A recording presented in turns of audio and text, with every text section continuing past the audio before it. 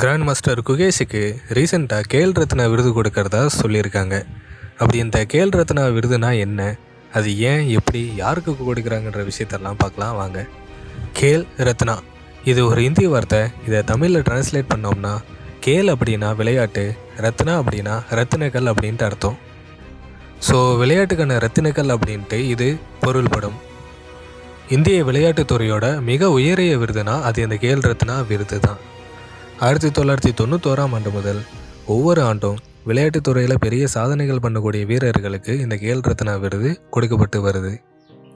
இந்த விருதை 1991 முதல்ல வாங்கினது ஒரு தமிழர். அது யாருன்னு நான் இப்போ சொல்லலை. உங்களுக்கு தெரிஞ்சால் அதை கமெண்ட் செக்ஷனில் கமெண்ட் பண்ணுங்கள். 1991 முதல் 2021 வரைக்கும் இது ராஜீவ்காந்தி கேல் ரத்னா விருது அப்படின்ட்டு தான் சொல்லப்பட்டு வந்தது. ஆனால் 2021 ஹாக்கி பிளேயர் மேஜர் தயன்சந்த் அவர்களை கௌரவப்படுத்தும் விதமாக இந்த விருதுக்கு மேஜர் தயன்சந்த் கேல் ரத்னா அப்படின்ட்டு பெயர் மாற்றம் செய்யப்பட்டது.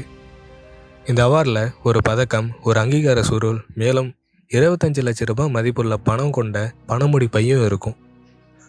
தோனி, சச்சின் டெண்டுல்கர், நீரஜ் சோப்ரா போன்ற பல விளையாட்டு வீரர்கள் இந்த விருதை வாங்கியிருக்காங்க.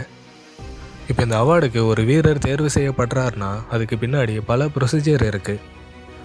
ஃபஸ்ட் அந்த வீரர் ஏதாச்சும் ஒரு விளையாட்டில் இன்டர்நேஷ்னல் லெவலில் பார்ட்டிசிபேட் பண்ணி கோப்பையோ இல்லை பதக்கமோ வென்று இந்தியாவுக்கு பெருமை சேர்த்துருக்கணும். இப்போது கேல் ரத்னா அவார்டு கிடைச்சிருமான்னு கேட்டால் இல்லை. அந்த சாதனை படுத்த வீரரை யாராச்சும் ஒருத்தங்க ரெக்கமெண்ட் பண்ணணும். ஃபார் எக்ஸாம்பிள், ஒரு எம்பியோ அல்லது ஒரு ஸ்டேட் கவர்மெண்ட்டோ அல்லது இந்திய விளையாட்டு ஆணையமோ அல்லது தேசிய விளையாட்டு கூட்டமைப்புகளோ விளையாட்டு அமைச்சகத்துக்கு இந்த விளையாட்டு வீரருக்கு நம்ம கேல் ரத்னா அவார்டு கொடுக்கலாம் அப்படின்ட்டு ரெக்கமெண்டேஷன் பண்ணணும். விளையாட்டு அமைச்சகத்தோட ஒரு குழு இந்த ரெக்கமெண்டேஷன் பார்த்துட்டு அந்த வீரருக்கு விருது கொடுக்கலாமா வேணாமன்ற முடிவை அவங்க எடுப்பாங்க. ஃபைனலாக குடியரசுத் தலைவர் அவர்களால் டெல்லி ராஷ்டிரபதி பவனில் இந்த விருது கொடுக்கப்படும்.